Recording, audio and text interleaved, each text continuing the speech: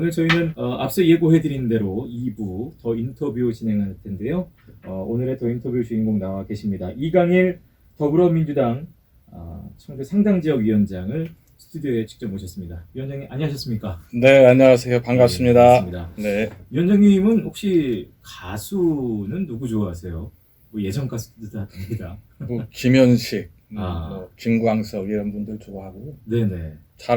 가사는 잘 모르지만 요새 BTS 노래도 많이 듣고 아, 있습니다. 그래요? 네. 역시 BTS는 세대라. 글쎄 말이고 딸들 때문에 영향이 있습니다. 그렇군요. 네. 아이유는 별로 안 좋아하십니까? 목소리가 아주 좋습니다. 예. 예, 아주 잔잔하고 서정적인 노래를 많이 해서 좋아합니다. 예. 뭐 김현식, 뭐 저랑 김광석 노래 취향은 비슷한 것 같습니다. 저희가 사실 요 근래 위원장님은 용호상바 코너로 이제 한동안 모시다가 네. 이제 더 인터뷰로 오랜만에 그 자리에 좀 모셨는데요. 네. 이제 한참 지금 선거 운동 중이시죠? 네, 어떻게 그렇습니다. 지내셨습니까? 예. 뭐 열심히 하고 있습니다. 저는 애초에 계획대로 잘 진행하고 있습니다. 예. 날씨가 좀 추워져서 오늘 같은 경우도요. 네. 아침에 이제 나와서 또 시민들께 인사드리고 할 때도 조금 그런 것 가장 먼저 느끼실 것 같아요. 날씨의 변화 같은 것도. 사실은 뭐 추우면 상당히 어렵습니다. 밖에 나가 2시간씩 서 있는다는 게 보통 곤욕은 아니거든요. 그러니까요. 예. 예. 지금 이제 유튜브로 보시는 분들은 보이시겠습니다만, 지금 이제 양복 위로 원래 또 두꺼운 또 옷을 입고 아침에도 네. 시민들을 좀 만나고 오셨을 텐데, 네. 상당구 역시 총선이 가까워지면 질수록 또 놓칠 수 없는 뜨거운 지역구가 됐습니다. 그렇습니다. 이제 이유는 뭐 다들 알고 계실 텐데, 네. 노영민 전 비서실장의 등판설 때문인데요. 네. 등판설이라기보다 이제 본인이 이제 등판하셨고, 네. 아마 내일 뭐 외람되지만 이제 앉아 계신 그 자리에도 나와서 인터뷰를 하실 예정인데요. 네. 사실 이제 그 동안에도 저희 용호상바 코너 등을 통해서도 이제 노영민 전 비서실장 상당구 출마에 대한 의견을 좀 밝히시긴 하셨어요. 네. 기정사실화되고 이렇게 또 실제로 등판까지 됐는데 네. 어떤 생각이세요? 어떤 입장이십니까? 뭐 여기 나와서도 얘기를 했지만 사실은 노영민 선배가 나온다는 거는 저는 가시권 내에 놓고 나오는 걸 기정사실화하고 선거운동을 준비해 왔습니다. 그리고 네. 사실은 안 나오길 바랬죠. 그게 이제 제가 승리를 떠나서 이기는 거에 대한 부분에 대한 불확실성이나 이런 게 있는 게 아니고 네. 경선을 하거나 그분이 여기 후보가 된다는 것에 대해서 좀 시대적으로 맞지 않는 게 아니냐. 그리고 특히 좀 진보적 입장에서 봤을 때는 좀 부족한 것이 아니냐. 그래서 사실 나오시지 않기를 내심 바랬습니다. 네. 근데 나오시기로 결정한 이상 어쩔 수 없습니다. 당내 시스템에 의해서 공천 심사를 받으시고 공천 심사를 통과하시면 네. 저랑 경선을 해야 되는 그런 상황일 것 같습니다. 예. 지금 이제 말씀 중에 시대적으로 맞지 않다라는 말씀하셨는데요. 구체적으로 어떤 부분이 시대적으로 맞지 않다고 보시는 건지요? 일단 노영민 선배께서는 이제 전 정권의 핵심 실세로서 윤 정권한테 정권을 물려줄 때 마지막 비서실장을 하셨어요. 그리고 네. 공교롭게 윤석열이란 분을 키우는데 일조한 분으로 다 정확히 다 인식하고 있는 부분이거든요. 그리고 또 한 가지는 지금 현재 저희 진보 쪽 논리로서는 윤정부 심판론으로 선거를 치러야 하는데 그러니까 윤정부 심판론의 구도를 굉장히 허물을 수 있는 분입니다. 네. 본인이 윤정부 심판을 얘기하기가 논리적으로 굉장히 어렵다. 이런 부분은 굉장히 어렵고요. 또 한 가지는 노영민 선배께서는 상당구에서 나셨다고 주장을 하시지만 예. 상당구에서 정치를 하신 게 아니고 저희 당이 가장 좋았던 흥덕구에서 내리 3선을 하셨어요. 그렇죠. 그리고 상당구는 지금은 험지가 아닙니다. 인구 분포가 상당 부분 변해 있기 때문에 네. 험지가 아닌 곳에 본인이 중진으로서 다시 날라와서 상당구의 연고를 주장하시는 것은 좀 논리적으로도 맞지 않다. 그런 몇 가지 분들, 그 다음에 그분이 구설수에 오른 여러 가지 사건들이 실질적으로 본선에서 다시 회자될 가능성이 있고 그게 상당구의 문제뿐만이 아니라 더불어민주당의 전국적인 선거에 영향을 또 미칠 수 있어요. 그래서 3가지 큰 갈래에서 나오시는 것이 적합하지 않다라고 생각을 했습니다. 사실은. 네. 지금 이제 다시 회자될 얘기들에 대한 부분도 예. 구체적으로는 지난번에 언급은 안 하셨지만 네네네. 그런 부분들이 이제 실질적으로 총선에 나왔을 경우에 네. 많은 또 그 논란을 야기할 수 있다라는 식의 얘기를 지난번에도 한번 하셨었기 때문에 네. 그 부분들은 근데 뭐 실제로 파급력이 있는 부분이겠습니까? 아니면은 본인 이제 노영민 실장 내일 와서 얘기를 들어봐야겠습니다만 네. 다 지난 얘기고 또 나름대로의 또 사연과 이유와 어떤 그럴 수밖에 없었던 이유들이 다 있다라는 입장일 텐데요. 네. 그 모든 일이 벌어지고 난 다음에 문제가 생겼을 때 예예. 당사자한테서 깔끔하게 사과하는 모습이 한 번도 안 나오셨어요, 사실은. 네. 다 사유를 대시고 이유를 대셨는데 문제는 그것이 국민들이 납득할 때, 그 다음에 당원들이 납득이 쉽게 됐느냐, 납득이 안 됐습니다. 그 모든 일이라는 거는 어떤 것 구체적으로 어떤 게 일단은 뭐 참 난감한데 제가 예. 질문을 하니까 말씀을 예. 드리는데 본인 20대 중반 그때 26살로 기억합니다만 외국에서 공부하던 친구가 들어와서 국회 사급으로 재임을 했었거든요. 예. 그게 과연 공정하냐, 우리 MZ 세대들이 받아들일 수 있느냐 이 문제고요. 그 다음에 똘똘한 한 채 문제가 나왔을 때 서울집을 안 팔고 청주집을 팔았을 때 굉장히 문제가 됐었는데 서울집을 팔지 않은 이유에 대해서 아들이 살고 있었던 집이라고 얘기했어요. 맞아요. 근데 지금의 논리로 봤을 때, 지금의 정서로 봤을 때 그럼 아들이 아버지 집에 공짜로 살고 있었던 것이냐? 이 문제도 MZ 세대들한테 상당한 공격거리입니다. 그래서 그분의 그 변명 자체가 실질적으로는 더 큰 문제를 불러일으킬 수 있는 사유다. 그렇게 말씀하시면 그런 문제하고 지금 많은 부분에 대해서 또 조사가 진행되고 있는데요. 이 조사가 전 정권에서 일어났던 문제에 대해서 현 정권이 검찰력을 갖고 조사한다 손하지만 문제가 될 수 있는 여지가 있는 것들이 좀 있는 것 같습니다. 그래서 키핑이 돼 있지만 실질적으로 본인이 후보가 됐을 때는 양상이 달라진다. 저번에도 그 출마 기자회견에서도 보수 쪽에서만 그 출마 반대하는 게 아니고 진보 쪽 인사들이라든가 그 다음에 당내 중앙에서 활동하고 있는 신진 정치 세력들한테도 출마가 부적합하다는 여러 가지 기자회견이라든가 보도자료 이런 것들이 나와 있습니다. 그래서 이 부분은 좀 적합하지 않다. 이렇게 좀 요 정도 너무 자세히 들어가면 저도 그 곤란하니까. 네.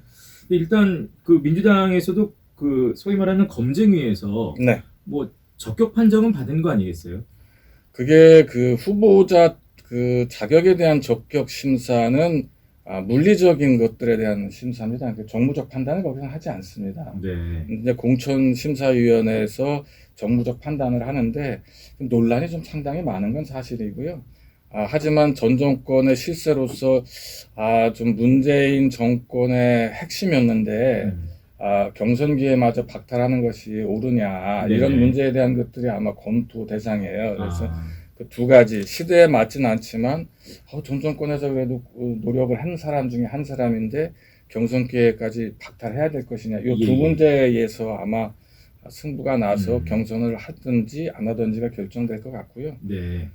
그분의 출마 기자회견을 보면서 제가 조금 좀 의아했던 것은 지금 상당구의 연고를 주장하면서 오셨는데 그러면 그전에는 왜 상당구에 안 오셨느냐 기회가 많았는데 또 한 가지는 상당구 발전에 대해서 얘기하셨는데 삼선 국회의원의 비서실장 활동한 그럼 상당구 발전을 위해서는 왜 그때는 일할 기회가 있었는데 일을 하지 않았느냐. 그래서 역설적으로 다 답변을 이렇게 물어보면 답변에 대해서 역설적인 질문을 했을 때 답변하시기가 굉장히 옹색하실 것 같아요. 그리고 상당구에 대해서 자기보다 아는 사람이 없다고 얘기하는데 구체적인 그러면 발전 계획을 내놓으라고 했을 때 아직 좀 준비 중이다라는 계속 답변이 있으셨어요. 그러면 여전까지 저만큼도 준비가 상당구에 대해서 구체적인 공약이나 이런 것들이 준비가 안 돼 있다는 걸 반증하는 거거든요. 그래서 굉장히 옹색하다 이런 말씀을 좀 드리고 싶습니다. 이제는 경쟁자니까 여쭤보다 보니까 자꾸 너무 공격적인 얘기를 했는데 죄송합니다. 이 정도로 하겠습니다. 알겠습니다. 혹시 이제 이런 게 그 아까 말씀하신 윤 정권 탄생에 일조한 면이 있는 것 정도 세대 교체라기보다는 그런 부분에서 좀 맞지 않다라는 의미이실까요? 뭐 세대 교체도 큰 틀에서 지금 사실은 맞지 않죠. 근데 이제 그분은 그런 부분에서도 안 맞고요. 그다음에 상당구 연고를 지금에서 주장하는 것도 너무 옹색하고요. 그 전에 상당구에 출마하실 기회가 많았었는데도 안 하시고 계속 양진 흥덕에서 계속 하신 거거든요. 그리고 그렇게 일할 수 있는 기회가 있었을 때 그러면 지금의 현재 상당구의 발전을 위해서 일한 것이 아니라 이제 상당구에 와서 국회의원이 되면 열심히 일하겠다는 것도 굉장히 옹색하다. 그리고 지금 몇몇 사람들이 이제 구도를 자꾸 구시대의 관록 있는 정치인의 네네. 뭐 양강구도 이런 형태로 얘기를 하시는데 전혀 그렇게 나오진 않을 겁니다. 인지도가 높으셔서 그런 것뿐이지 네. 동일하게 다른 후보들 예비 후보들이 동일한 인지도까지 올라왔을 때 조사하는 데이터로 봤을 때는 그렇지 않다. 그러니까 가중치를 인지도로 뒀을 때는 외려 역전 현상이 크게 일어나는 상황입니다. 역전이라 함은 인지도를 감안하고 예. 기존의 여론조사 수치를 대응을 하게 됐을 예. 경우는 외려 지지도 차이가 네네네. 역전된다는 거죠. 네. 네. 그러니까 지금 이제 말씀하신 부분이 사실은 국민의힘도 마찬가지입니다. 지금 말씀하신 대로 정우택 의원이 워낙 이제 이름이 있는 거물 그렇죠. 정치인이고 네. 노영민 전 비서실장 역시 그런 반열에 있기 때문에 네. 뭐 아무래도 사람들의 좀 이 말하는 그런 면에서 지금 말씀하신 부분 두 사람이 붙는 것을 자연스럽게 머릿속에 그리는 것이 아니겠느냐라는 것 때문에 네. 양당에 지금 이제 도전하는 신진 정치인들로서는 그런 부분들이 참 부담스러울 것 같기도 하고 지금 이제 답변을 하셨습니다만 어떻게 네. 생각하시는지 좀 여쭤볼까요? 그게 이제 언론이 좋아하는 기사거리 때문에 그렇죠. 이제 인지도가 제목이 높은 이제 그렇게 중량감 있는 나오니까. 사람끼리의 이런 경쟁 구도를 그리는 것 같은데 사실은 공개돼 있는 여심위에 등록돼 있는 청주 상당구의 여론조사 수치에서 노영민 선배와 저 이강일과의 그 지지도나 경쟁력 차이는 오차범위 내입니다. 네. 그렇지만 인지도 차이는 그런 오차 범위를 뛰어나서 몇 배의 차이가 나는 게 사실이거든요. 그래서 그거는 의미가 없다. 외려 인지도를 극복하면은 제가 많이 앞설 수 있다라는 걸 반증하는 거고요. 다른데 국민의힘은 좀 다른 것 같습니다. 국민의힘의 지지도 차이는 좀 꽤 많이 벌어지시더라고요. 1등하고 2등하고. 그래서 거긴 또 근데 중진들에 대한 페널티 조항이나 이런 것들이 많이 좀 적용될 가능성이 있기 때문에 거기도 지켜봐야 될 것 같은데 결국은 저쪽도 마찬가지인 게 이길 수 있느냐. 그 다음에 두 번째는 좀 바꿨으면 좋겠다. 이 두 가지 균형추에서 얼리 맞을 거냐거든요. 그러니까 이길 수 있는 거를 자꾸 생각을 하다 보면 인지도 높고 지지율 높은 사람한테 눈이 돌아가는 거지만 또 새로운 사람을 원할 때는 또 신진 인사 쪽으로 가는 건데 그쪽 지지자들도 그 두 가지 가치에서 어느 쪽으로도 비중이 가느냐에 따라서 승패가 날 것 같고요. 저는 뭐 이래도 저래도 해서 경선도 불사한다. 그리고 경선 준비도 착실히 했다. 이 말씀 드리고 싶습니다. 네. 더 자세한 사항은 중앙여심위 홈페이지를 여러분 참고하시기 바라겠습니다. 지금 이제 사실은 민주당에서도 내일 이제 와서 또 여쭤보겠습니다만 사실 친명 쪽에서는 아예 대놓고 이름을 박아서 언급을 해서 불출마를 좀 종용하고 있기도 합니다. 이게 지금 당내 분위기인가요? 뭐 예를 들면 노영민 전 실장도 그렇고 임종석 전 실장도 그렇고 이인영 전 의원 이렇게 해서 되도록이면 나오지 말아달라. 아까 말씀하신 그 같은 어떤 이유 때문에 지금 아예 그렇게 이름을 아예 콕 집어서 거론하고 있는데요. 그거는 이제 친명 그룹의 의견이라고 꼭 집어 얘기가 좀 곤란합니다. 사실은 당내에 다른 중립지대에 있는 사람들조차 사실은 지금 말씀하셨던 몇 분에 대해서는 불출마를 해야 된다고 생각을 합니다. 이미 당에 많은 것을 누렸고요. 전 정권에서도 상당한 혜택을 누렸던 분들입니다. 그래서 그분들에 대해서 불출마해야 하고 당의 다른 형태로 좀 봉사해야 된다고 얘기하는 건 친명 그룹만의 얘기는 분명히 아닙니다. 그래서 그 부분은 조금 곡해가 있는 것 같습니다. 단 그 몇 분 빼놓고 나머지 사람들에 대한 것들에 대해서는 일치하는 견해는 별로 없습니다. 그러니까 특정하게 누구하고 경쟁 구도에서 호불호가 갈리는 문제인 거고요. 아니면 상징적인 인물들에 대한 것들은 특별히 친명 반명의 구도가 아니라 대체적으로 다 출마를 반대하고 있습니다. 그래서 친명만 반대하는 것이 아니다. 비명 그룹에서도 이번에 나가는 것이 부적합하다고 얘기하는 것들이 사실 더 대세입니다. 네. 자, 이번 총선에서도 역시 제3지대에는 어느 정도 파급력을 갖고 올 것인가가 가장 또 많은 분들의 관심사인데요. 네. 지금 이제 앞서 말씀드린 대로 이제 어쨌든 당내에서 그렇게 불출마에 대한 압박을 받고 여러 가지 명분에 대한 얘기가 나온다면 혹시 노영민 전 실장 역시 이낙연 신당 쪽으로와의 방향을 틀 가능성에 대해서 어떻게 보세요? 그건 옛날에 나와서도 좀 말씀드린 것 같은데 이낙연이라는 분하고 노영민이라는 분하고는 조금 달라요. 예. 그 노영민 선배는 20여 년을 이제 충북에서 민주당의 맹주로 지금 군림하고 계시는 거라 자기의 기본적인 영역이라는 것이 이제 존재하고요. 자기 나름대로 독자적인 판단이 가능하신 분입니다. 그래서 이낙연 전 대표하고 연대해서 제3지대로 나아가는 경우에 대한 것들은 사실은 저는 가능성이 거의 없다고 보고 있습니다. 네. 어쨌든 민주당 내에서 잔존하고 계셔야 자원권 정권 교체 이후에도 또 그 역할이 계속 부여될 것이기 때문에 나가진 않을 거로 보고 있습니다. 제3지대에 대한 문제 말씀을 하셨는데 제3지대를 캐파를 키우려고 하는 건 저희 쪽이 아니고 사실은 예. 보수 쪽입니다. 예. 보수 쪽에서 캐파를 키웠을 때 제3지대의 영향력을 갖고 있는 거는 이낙연 전 대표보다는 아마 이준석 전 대표 쪽이 될 가능성이 굉장히 크고요.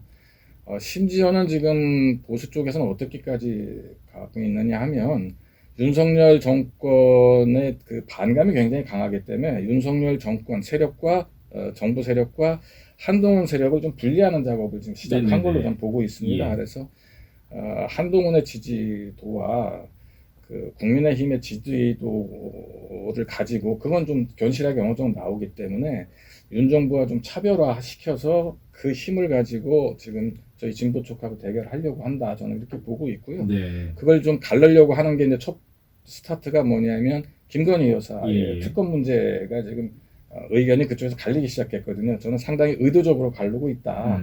그래서 윤 정부의 부정적인 이미지가 총선에 투영되지 않도록 네. 단절시키기 위한 작업을 들어간 아. 것이 아니냐. 저는 이렇게 해석하고 있습니다. 예. 하나만 더 예전에 사실 공관위원으로 예. 활동을 하셨습니다. 네네네. 최근에도 이제 민주당도 8명인지 9명인지 이제 인재를 영입하고 있고, 네네. 공영훈 전 현대차 사장도 이제 영입했다는 기사도 나오고 있고, 네네네네.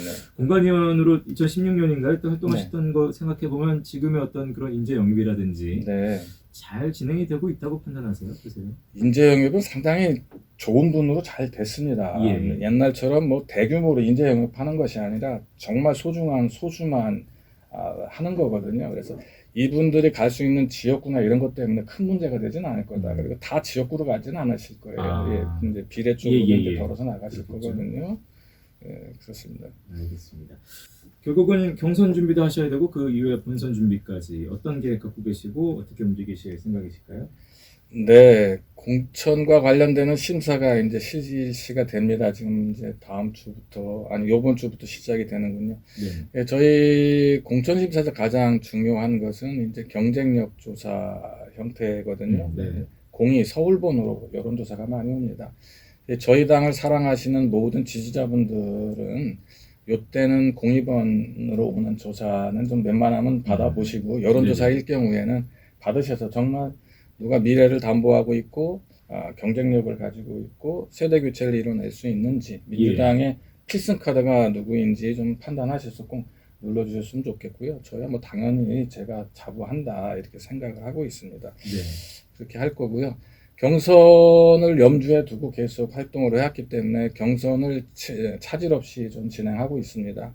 아침 저녁으로 이제 지역 유권자들한테 인사드리는 것뿐만이 아니라 저희 당 지지자라고 생각하는 모든 분들 여태까지 데이터가 수렴되어 있는 모든 데이터들에 제가 일일이 전화 드려서 지지를 호소하고 그렇게 지내고 있습니다. 경선 룰이 다 정해졌습니까? 지금 저희 당은 경선 룰은 거의 정해져 있습니다. 이미 당원 단계에 명시가 되어 있습니다. 몇 % 정도 되는 거죠 지금?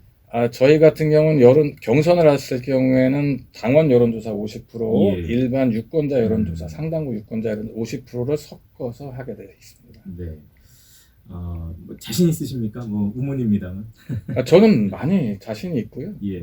이미 상대가 정해져 있는 상태에서 그분을 염두에 두고 경선 준비를 했던 것도 있고 예. 상대당의 본선 후보가 누가 될 것이다라는 것까지 예상을 해서 왔고요. 지금은 제 계획대로 계속 그분들하고 경쟁할 것 같습니다. 이기는 거 자신 있습니다.